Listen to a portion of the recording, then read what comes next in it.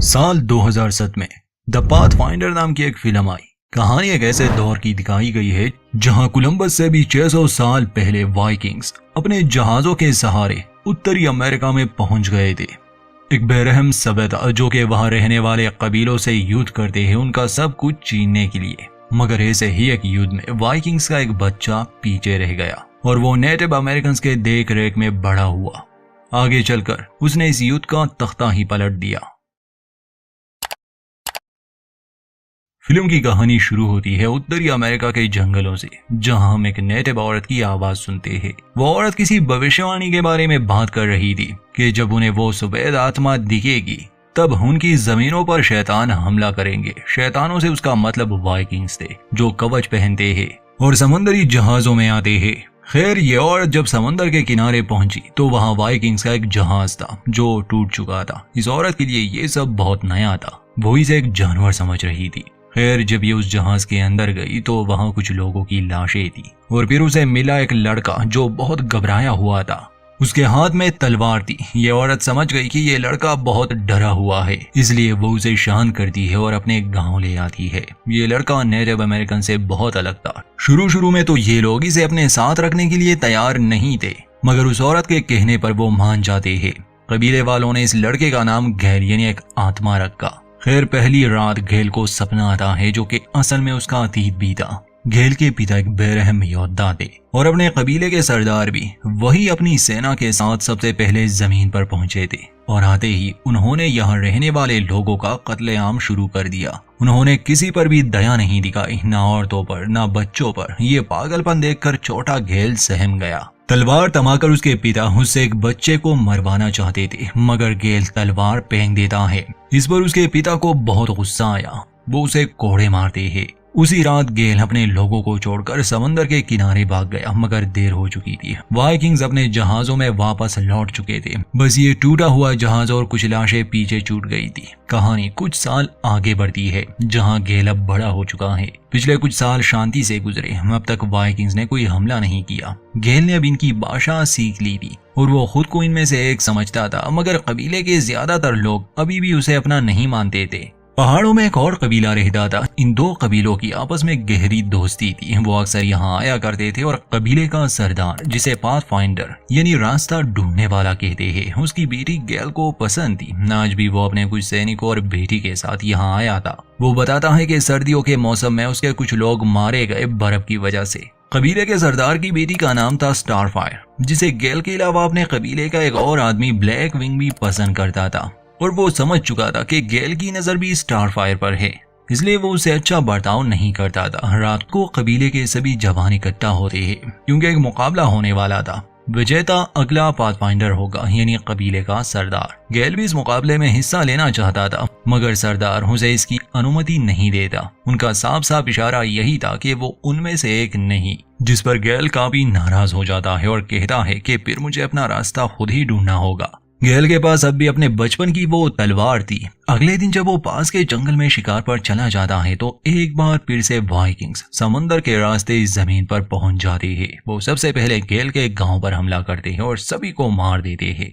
गैल एक पहाड़ी से अपने गांव को जलता हुआ देखकर तुरंत उसकी ओर भागने लगा, मगर बहुत देर हो चुकी थी। अब कोई भी जिंदा नहीं बचा था। हर तरफ बस लाशें थी। वाइकिंग्स अभी भी वहां मौजूद थे। वो एक आदमी को अपने मनोरंजन के लिए मार रहे थे। तब तलवार लिए गैल उनके सामने आ जाता है। सभी लोग ये मुकाबला देखना चाहते थे, इसलिए वाइकिंग का लीडर गनर अपने एक सैनिक को आगे भेजता है, मगर गैल काफी शक्तिशाली था। वो एक ही बार में उस सैनिक की आंख निकाल देता है। उसका कवच लिए वो जंगल की तरफ भागने लगा। क्योंकि गैल सभी का मुकाबला तो नहीं कर सकता था, तो भागने में ही अक्लमंदी थी। गनर अपने सैनिकों को उसके पीछे लगा देता है, मगर गैल इस इलाके से अच्छी तरह वाकिफ था, इसलिए वो चुपके से उन पर वार करने लगा और उनमें से कुछ को तो वो काफी चालाकी से मार भी देता है।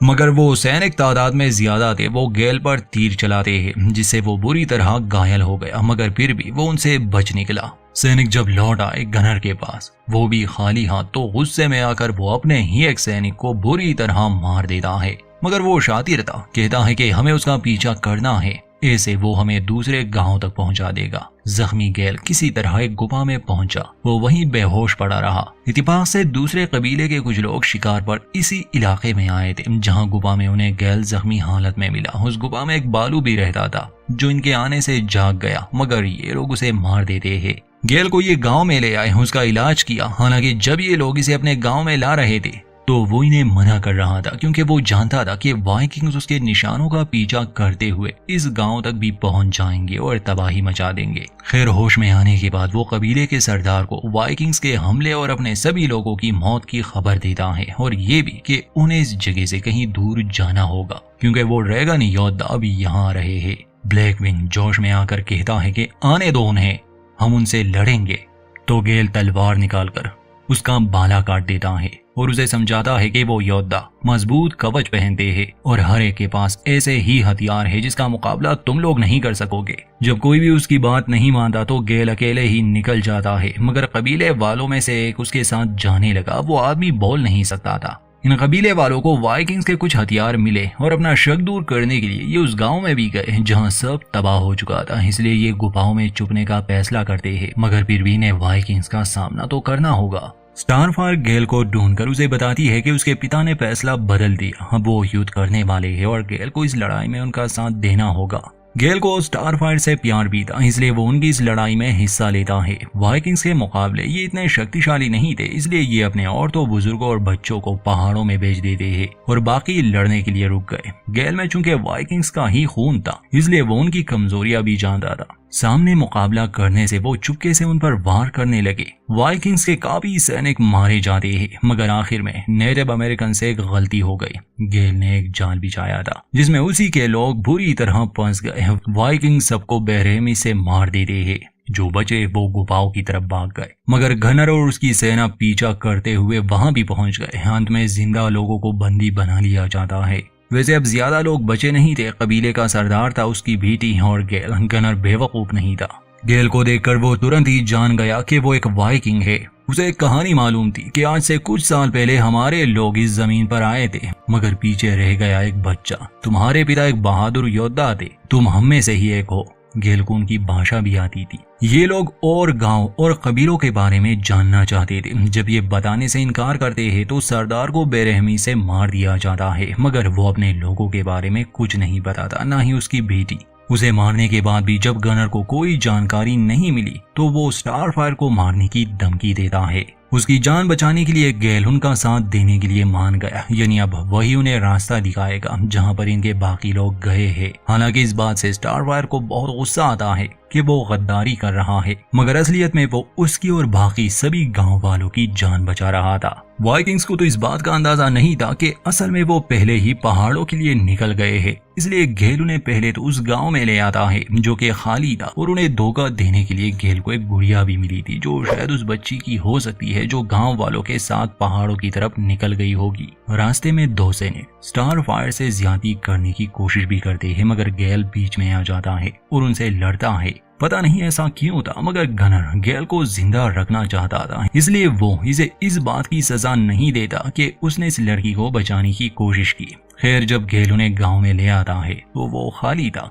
गनर गेल से पूछता है कि अब हम कहाँ जाए, तो गेल कहता है कि हमें पूरब में जाना होगा। यहाँ उसे शक होने लगा कि शायद ये हमें फंसा रहा है। उसे गुस्सा आ जाता है। वो स्टारफायर को मारने वाला था, मगर गेल को जो गुड़िया जंगल में मिली थी, यहाँ पहुँचते ही वो उसे चुपके से जमीन पर फेंक देता है। खुशकिस्मती से वो उनके एक साथी को मिली, जिस पर गनर को लगने लगा कि शायद गेल सच कह रहा है। शायद सच में यहाँ के लोग पूरब में गए होंगे जो समंदर का किनारा था, इसलिए वो स्टारफायर को छोड़ देता है। खैर, ये लोग गेल के कहने पर आगे बढ़ रहे थे। अब तो स्टारफायर भी समझ गई कि गेल के दिमाग में कुछ चल रहा है। ये लोग ठंडे इलाके में दाखिल हो चुके थे। रास्ते में एक जमी हुई झील आती थी। गेल गनर को सलाह देता है कि हमें घूम कर जाना होगा, यानी जंगल के रास्ते। अगर हम सीधा जाएंगे तो इसमें खतरा है, बर्फ पतली हो सकती है। ये सुनकर गनर को गुस्सा आता है। कहता है कि हम बुज़दिल नहीं है, हम सीधा ही जाएंगे। अब चूंकि गेल ही रास्ता दिखा रहा था, इसलिए वो धीरे धीरे आगे बढ़ता है। उसे अंदाजा हो चुका था कि बर्फ पतली है। और थोड़ा सा आगे जाने पर बर्फ टूटने लगी। गेल खुद भी पानी में गिर गया और गनर के कुछ सैनिक भी। उनमें से एक ने स्टार फायर को बांधा हुआ था, तो जब वो खुद डूब रहा था वो अपने साथ स्टार फायर को भी डुबा रहा था। वो खुद को छुड़ाने की बहुत कोशिश करती है। गेल को जब अंदाजा हुआ कि स्टार फायर की जान खतरे में है तो वो उसकी मदद के लिए पहुंचा। उस आदमी को मार दिया और जंजीर को खोल दिया, मगर खुद गेल भी पानी में था। पानी के अंदर उसे एक विजन आया स्टार फायर के पिता का। बाकी लोग उसे छोड़कर जाने वाले थे, मगर तभी वो पानी से सही सलामत बाहर निकल आया। जो भी बचे थे वो गनर के साथ पहाड़ों में चले गए। रास्ते को देखते हुए गनर को शक भी नहीं हुआ, क्योंकि रास्ता इंसानों ने ही बनाया था। तो वो सच में किसी गांव की तरफ ही तो जा रहे थे, मगर ये एक संकरा रास्ता था। गनर का एक आदमी बर्फ पर फिसलकर पहाड़ी से नीचे गिर जाता है। गनर चालाक था, वो सभी को कहता है कि वो खुद को एक रस्सी से बांध दे, इसलिए अगर उनमें से एक दो लोग गिरने भी लगे तो बाकी उनकी मदद करेंगे। गनर स्टार फायर को अपने आप से बांध देता है। अगर गनर मरेगा तो स्टार फायर भी उसके साथ मरेगी। खैर आगे बढ़ते हुए गेल स्टार फायर को कहता है कि वो उसे मारे। खैर वो समझ गई कि ये उसका कोई प्लान है, इसलिए वो गेल पर हाथ उठाती है, जिसे देखकर गनर को काफी गुस्सा आया। वो गेल के हाथ में चाबुक थमा देता है कि वो इस औरत को सबक सिखाए, क्योंकि वो एक वाइकिंग है।